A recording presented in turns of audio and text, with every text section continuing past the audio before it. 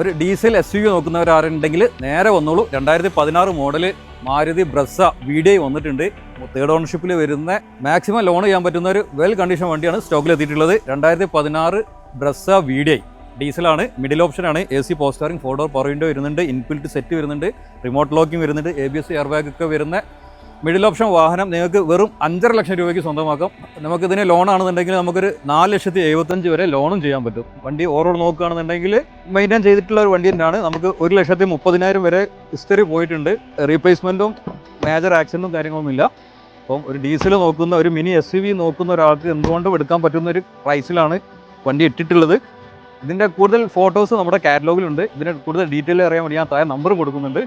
അപ്പോൾ ഇതേപോലെയുള്ള budget friendly വാഹനങ്ങൾക്കായി second choice Pangode എന്ന ഇൻസ്റ്റ ഒന്ന് ഫോളോ ചെയ്ത് കൂടെ കൂടിക്കോളൂ. നെക്സ്റ്റ് വീഡിയോയിൽ കാണും വരേക്കും.